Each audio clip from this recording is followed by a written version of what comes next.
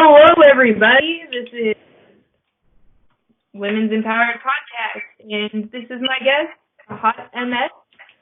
Do you want to go ahead and introduce yourself? Tell us about yourself, what you do.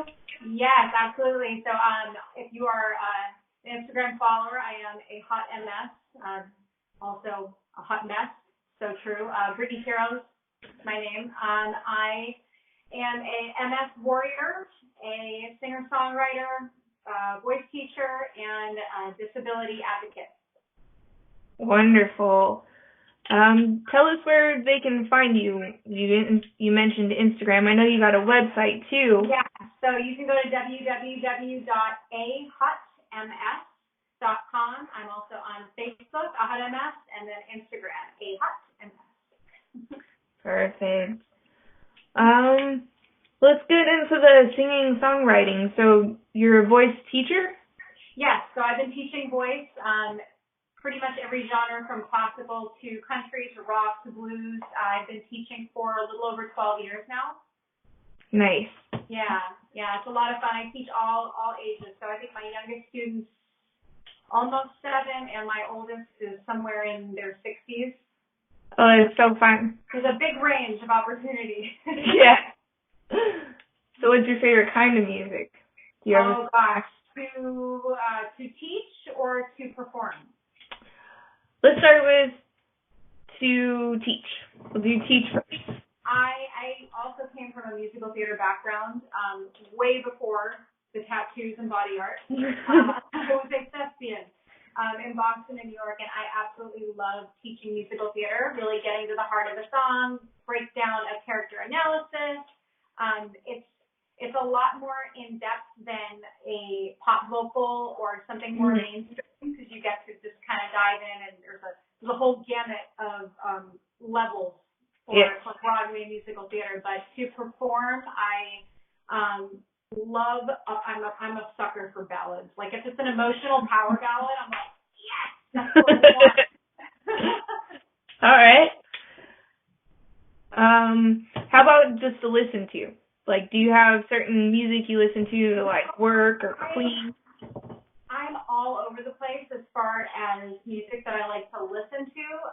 If it's meaningful and empowering and inspirational, I'm all over it. I tend to go more towards country. I think country music really tells a story. That's something really indicative with country songwriters is it's very chronological and biographical. So you're getting it start to finish from an absolute storyline, which is like, yes, I can relate to that. Yes, I've gone through that. So I'm a sucker for country. But it's funny because I'm not from the South. I'm from Boston. I don't know. I never really got into country. My parents were huge on it. I absolutely refused it. Yeah, absolutely. really? Yeah. I love old blues and jazz, like you love blues and jazz. Oh yeah. And old country, like I love Johnny Cash and some Loretta Lynn. Once you start getting newer poppy, no. Yeah. I know it's gone too mainstream where it's almost not country anymore. It's kind of like this hybrid of pop and mainstream and kind of a little bit of country. Yeah, I know. After like the old Johnny Cash and Loretta Lynn, I lose interest. I'm done. I know. Yeah. I put on the radio and I'll, pop on like Coast 103.5 and I'm like, okay, so you got a lot of 80s, a lot of 90s, the good stuff, and then I'll switch over to Kiss and I'm like, what are they saying? What are they thinking about? Like, I look cool, but I'm so not cool. They're like, Mom, how do you not know this? Let's go. I don't know. Let's talk about MS. Like, what is it for people that don't know? I'll tell you, MS is a trip, man. So, I didn't know a whole lot about multiple sclerosis up until about 6 months ago. Yeah. My father actually has primary progressive MS, and he was diagnosed about 5 or 6 years ago. And I mean, as a daughter, you are concerned about your parent, you're concerned about your loved one, you educate yourself, but you're honestly only educating yourself to a point of what you need to know. Because it's not happening to you. It's like you don't learn about it until it happens to you. You don't fireproof your house until there's a fire and something catastrophic happens in the kitchen. You know what I mean? Yeah. Or like earthquake insurance. You never need it, and then all of a sudden your house is falling apart. It's like, well, dang, should have gotten that. Right. You know, so I knew a little bit just to be supportive for my dad and kind of have like a better understanding of what he's going through having primary progressive. Mm-hmm. And then beginning of September is when everything started to kind of unravel. And I'm like, okay, this isn't just PTSD. This isn't just, you know, anxiety or stress. This isn't just getting older. Like something's funky. So I probably, I want to say the beginning of 2019, I started noticing lack of mobility on my left side. Now, I've been dancing like tap, jazz, ballet since I was 5. None of those lessons have helped my coordination and slutness. Slut. My parents are like, oh, we wasted so much money. She still falls. But in the beginning of 2009, it was definitely more apparent that something was not normal. Tripping, falling, loss of balance, exhaustion. But not just like a normal tired, like I need to sleep. Like, okay, I slept, you know, a solid 8 hours. Forever, Yeah, like why am I? Your body is just so tired, like you just can't. Like my body was like, what are you doing? And I had no idea. I just said, oh, you know, it's just stress, or it's just, you know, I'm busy. You know, I'm working a full-time job. We have a dog. We have a house. We have 2 kids. It's like we're constantly going. Like the kids are in activities. We're whiplash. Insert whiplash here. You know? So finally I noticed it beginning of September when you're standing and you're like stepping into your underwear. And I couldn't get my left leg to go in the underwear hole. I'm like, dude, what the heck? I had fallen down the stairs about 3 months prior. So I'm like, okay, cool. Probably a slip disc.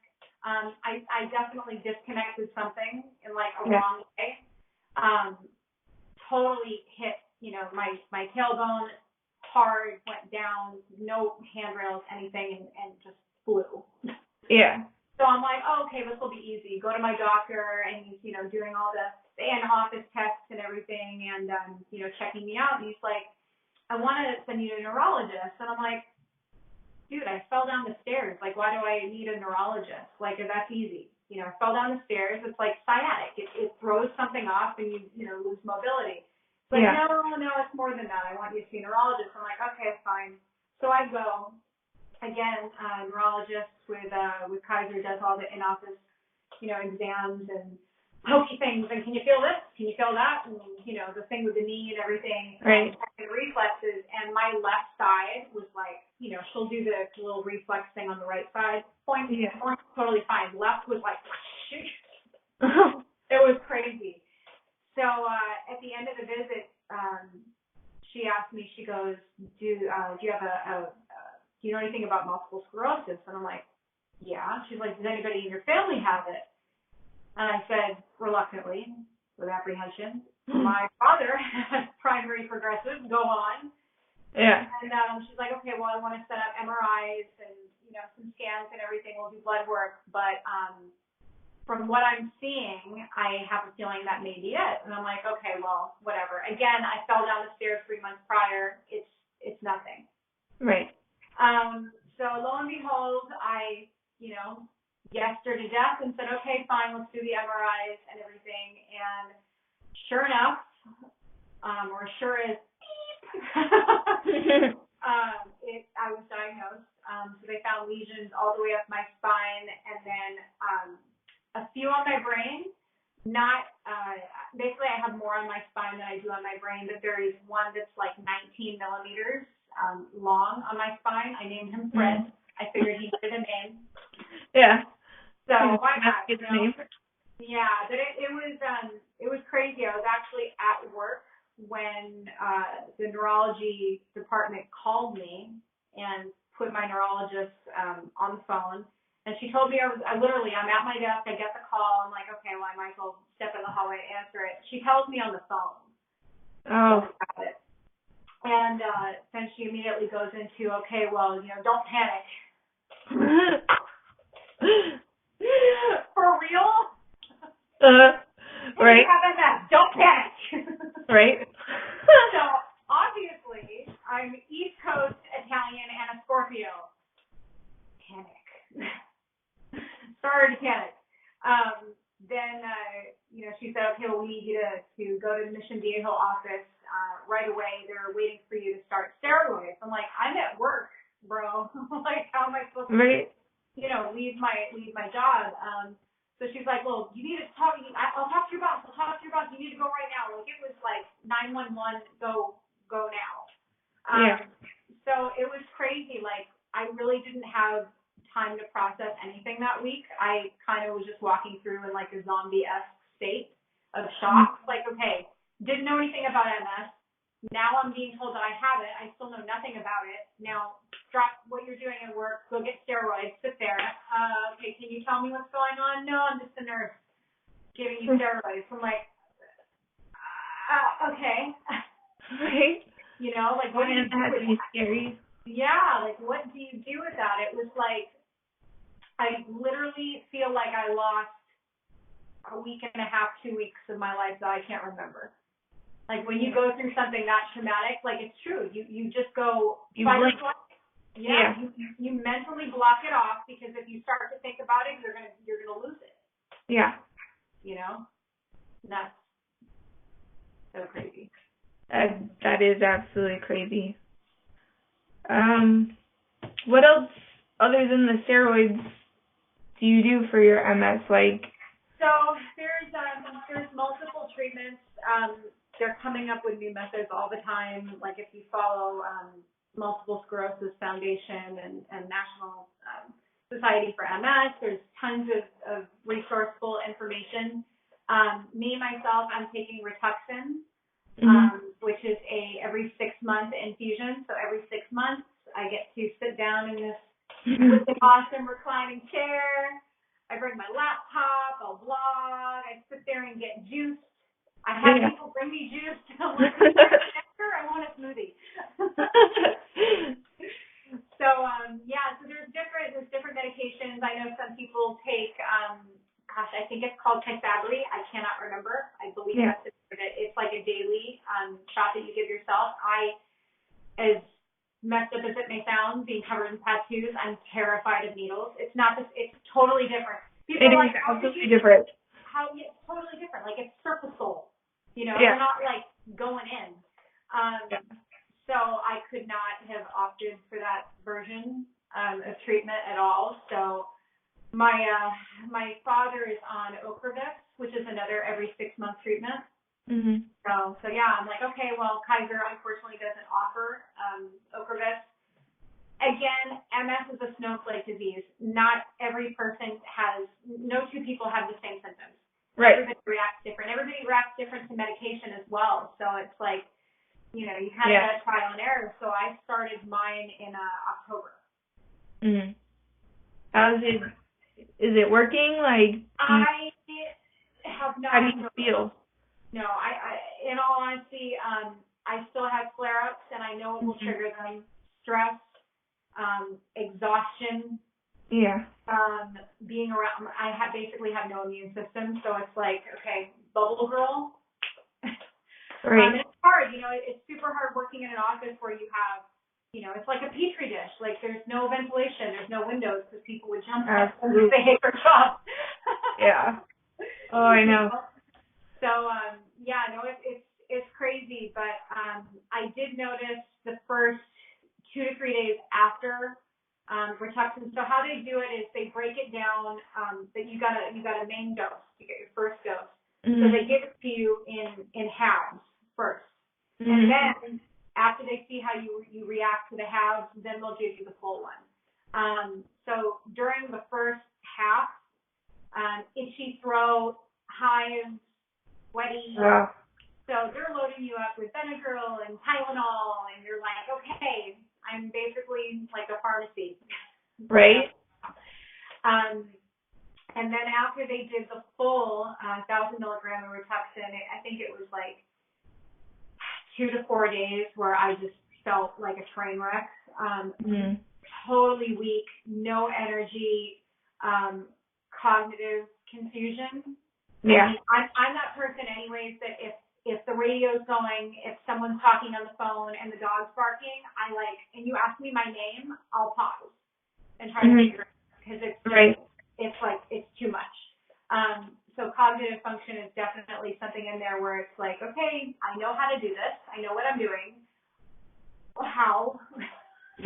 Right. How, brown cow. So it's definitely a learning curve, but educating yourself, reading. I've made a lot of changes as far as my diet goes. About 31. See, then you have to do stuff like this. Like, okay, how old am I? Okay, let's break down the timeline of the events of my life. I have to calculate it. Seriously, it's crazy. 6 years ago, I was at my heaviest weight of 205 pounds. And I'm little. I'm 5'2", so it's like, not healthy for me, Yes. for my body. But, so since then, complete change of diet, pushing greens. If anybody, actually, I think I have it right here. This is one of the books actually that I put on my website.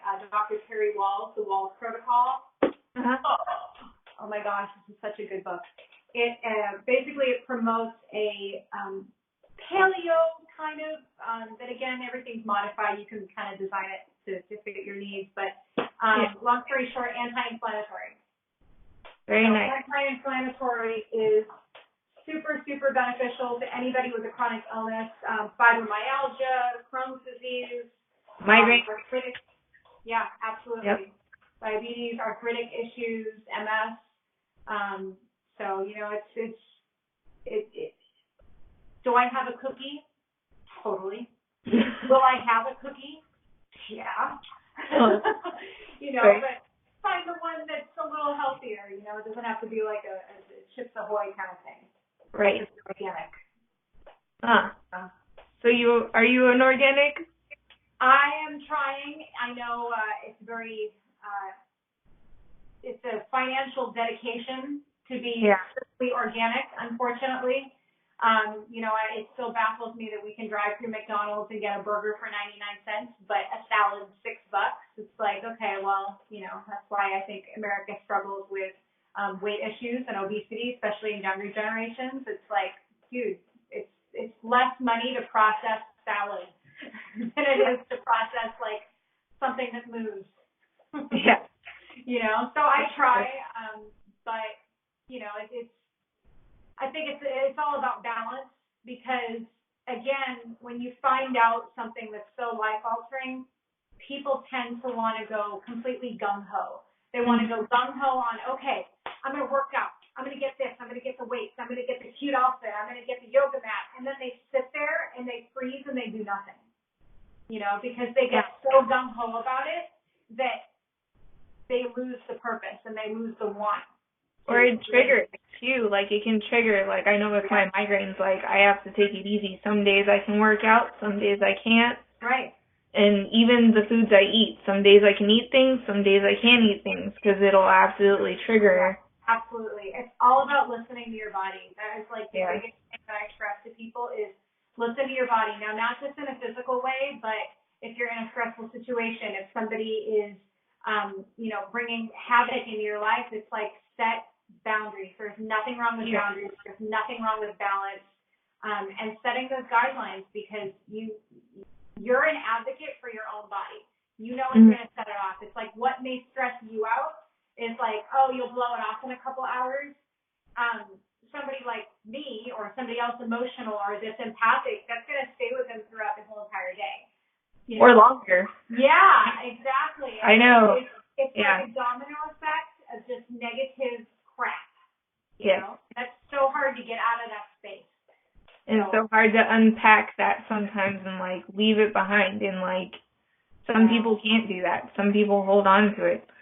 Yeah, holding a grudge is something that I've definitely had to work on. Because I'm like, I'm gonna hate you forever. But it's like, it's not doing anything. It's only hurting yourself. Yeah. You know? Yeah. As cliche as that sounds, like, well, just let it go and be peaceful. It's like, dude, that's an awesome way to think, but it's not necessarily realistic because everybody is different. Everybody handles things different. So it's like once you start to change your perspective, I think it's when you start to retrain yourself. Yes. I mean, yeah, it definitely it takes some work, and it takes. Oh yeah. Yeah, some things like I still haven't figured out how to like let it go or just right. Well, we can't go. I've seen that so many times. I've got a 2-year-old, and that is one of her favorites. Totally, so funny. All right, let's get a little bit lighter and go fashion and clothes. I know you like fashion and clothes. Oh my gosh, I am obsessed. I absolutely love fashion. I totally promote self-expression and creativity. Total artsy-fartsy personality. It's like, that's why. It's funny, you'll look at my mother, who's like very like J. Crew and clean cut, and then you look at me and it's like, how did that happen? How did you make this? Right. But no, so I've always loved fashion. I've always been into changing fashion. So my fashion sense has never been like one store and one store only. I am constantly changing and evolving, and I've gone through pinup stage. I've gone through goth stage. That was I've gone through like California like hippie stage. But introducing a mobility aid to fashion for me was something that when my neurologist told me, okay, you're messing up your right hip by overcompensating because of the lackability on your left, I suggest that you don't have more issues, look into a walking cane. I'm like, okay, that's fine. So I told myself, I'm like, you know what? I'm not going to let this hinder who I am. I'm not going to let this limit me as to how I can still express myself. So when I was new to Instagram, I actually didn't even start on Instagram. I had started on Facebook and joined a couple of MS, multiple sclerosis support groups on Facebook, and I kept seeing younger generations with altered mobility aids. They may have spray painted them. There's a few gals on Instagram that I follow. I cannot remember their name because I can't remember what I ate for breakfast this morning. Yeah. But that will, alter their mobility aids, whether it be walkers or wheelchairs or canes or whatnot. And I'm like, okay, like I can do this. I can be an advocate for younger generations. It doesn't mean that, okay, it's like, sorry, I'm kind of going backwards for a second, but people often would ask me, well, okay, I love your tattoos. I love your body art and how you're choosing to express yourself. What's going to happen when you get old? And in my head, I'm like, okay, so as soon as you hit 70, you wear Lane Bryant and cold water cream and lots of pastels and get like 15 tats. No. Yeah, no. You never, yes, we grow and we evolve and we change who we are, but we are who we are in the core, and that doesn't change. So it's like, until the end. Yeah, exactly. Like, okay, when I'm old, I'm going to be like a rock and roll grandma. Right? There's this one lady that I loved. I worked in a casino because I'm here in Las Vegas, and this little old lady would come in. She's got punk rock hair, big old silver streak, tattoos. She'd wear a little pinup dress. Oh, it was like my favorite. She's completely covered, and I was like, that's it. I get that question all the time. I got a big old chest piece. And I'm like, that's it. I'm going to look like that. Yeah, absolutely. And it's like, it's so hard I think it's becoming more accepted nowadays. And I love seeing people with altered fashion sense or body art or, different forms of expression being accepted into the workplace. I think that is something that is totally awesome, and it needed to change because, again, we stereotype and we get stuck in that mind frame of, oh, she must be a felon, or, oh, she's right. not educated, or, oh, she's or not a nice person. It's like, it's crazy. Like, I had one speeding ticket, and that was like a decade ago. Right. I've never done anything illegal. I don't party. I don't stay out late. I don't drink. And if people are like, but you look like that. It's like, and? Right. So, knowing the fact that I had to kind of give in to using something that I wasn't necessarily thrilled about in the beginning, I knew needing to have it done and make that decision so I didn't throw off the right side of my body.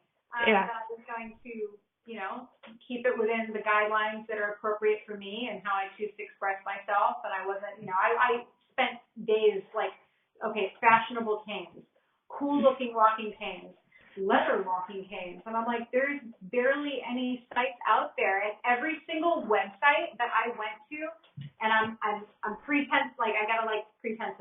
I'm not dissing on the older generation. We learn from them. They have life experience. But I'm 31. When I went to a website and I'm looking for, a mobility aid that's going to suit my personality, I want to see somebody like you sporting them. I want to see somebody like me sporting them. Yeah. I want to see somebody, a 16-year-old sporting them. I want to see younger generations modeling these aids that we need to use because it's like on every single website I looked up, it was silver fox grandpas and fine-looking nannies. You know what I mean? Yeah, it doesn't help at all. Exactly. And I kept thinking of it from even a marketing standpoint. I'm not much of I don't consider myself a businesswoman. I do a little bit, but not in this grand marketing scheme. But it's like you have older generations, and here's the age gap that you have. You've got 60 to 100, and then they die, and then the next one comes. And then they die. So you have this tiny little marketing frame that's just rolling off and starting over again. Widen it. Yeah, there's so many. There's such a huge, there's so many disabilities and there's such a wide range, and it's not just the older generation.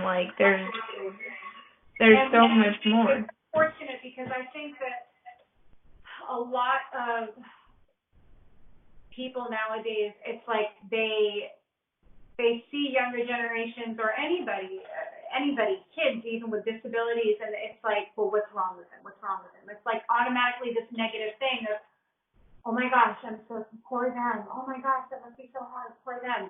And it's funny, even prior to my diagnosis, I had never been that person that would see somebody in a wheelchair and go, oh my God, that must be really tough. I'm so sorry. I feel so bad for them. You think, excuse me, that's badass. You have to do everything that we have to do in life with a disability. Yeah. You get up, you shower, you go to the bathroom, you do your hair, you get dressed. You're doing all of this limited. That is not woe is me, pity crap. That is empowering. That is a beautiful thing. That is so inspiring. So it's all about perspective. So by changing your perspective into a positive way or changing what you see, stop looking at the negative. Start looking at the positive. Yes. It opens your mind to so much, and then you start thinking more. You know what I mean? Right. How can I help others? How can I, promote diversity in this? It's like every disability, no matter how intense or minuscule it is, it's, for me, it kind of felt like a breakup. That was the best way that I could explain it to somebody, is it felt like a breakup. It felt like I was disconnecting with a part of me, and now I've entered into this marriage with something that I know nothing about and will progress and will get worse. And don't get me wrong, I ugly cried for 3 weeks, like straight up. It was awful. My husband is so patient. He's like, I love when you cry. You're so cute. I'm like, you have a cataract. That is not cute. Right. We have to allow ourselves to know that it's okay to ugly cry. to know that it's okay to fall apart. But it's what we choose to do with it after. Yeah. That's the key. Yes. You know? Is the after. And, you know, so many people with disabilities, like, they deal with that every day. And, I don't know, you know, going back to people woes me and stuff, sometimes you just got to stop and talk to them and ask them if they do need help, but most of the time they really don't. Right. They deal with it every day. Yeah, either they got to ride through it, they may be a little new to it, they may be, you know, a little worse, but most of them will just ask for help if they need help. Right. Yeah, absolutely. For me, humor has always been a huge coping mechanism. I am my father's child. He's an absolute clown. Yeah. You know, even prior to my diagnosis, he lives in Boston, so I would FaceTime him, and he walks with 2 canes, 2 crutches, and he'll pick it up and start like air guitaring on it. And I'm like, dude, you have such a positive outlook on this. How are you not falling apart? And he told me, he's like, there's nothing I can do to change it. It is what it is. Might as well make fun of it. You know what I mean? So me, it's like I've learned the older I get that I don't filter anything anymore. And if it gets one person to laugh in the room, then cool, I did my job. You know, like, can't trust to sneeze, you might pee a little. Totally true. Buy panty liners, ladies. You know? Yeah. But, finding, you know, the humor in it not only, I think, offers kind of reassurance that everything will be okay to, you know, other people listening or watching you, but it kind of gives you a level of acceptance as well. It's like, look, it's not going anywhere. I could wake up, you know, blind tomorrow, and I'll figure out how to make it work. Yeah. It's kind of all you can do. Yeah, absolutely. I'm not going to waste my life. Oh, this sucks. Oh, this is terrible. Yeah, it does suck and it's terrible, but you know what? I'm going to make it work. Yeah, absolutely. All right.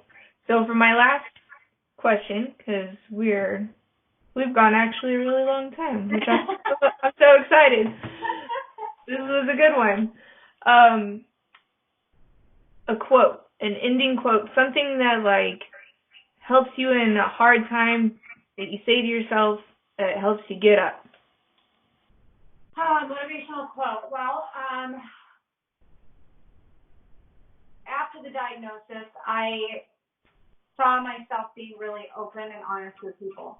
You know, even people in a store, they see a 31-year-old with a cane and they're like, oh, did you have like a cool like accident, or did you like break your leg surfing? It's like, no. You know? So I kept having people say, oh, wow, you look so good. You look so good. You look amazing. You look so good. And in my head, I'm like, well, yeah, thanks. MS don't make you ugly. You know, it's like, it's something that, again, once you change your perspective, it's not going anywhere. There's nothing you can do about it. Once you take the first step to acceptance, it definitely gives you freedom, peace of mind, and it empowers you to keep inspiring others and keep pushing forward. You can stay stagnant, you can stay lazy, you can stay in your negative little bubble, but you know, that's not going to help you, and it's certainly not going to help other people. Somebody else is going through the exact same thing that you're going through and needs to hear it. Very nice. All right. That is it for our show. And thank you for being a guest. I'm sure we'll see you again. Yes, thank you so much for having me, love. All right.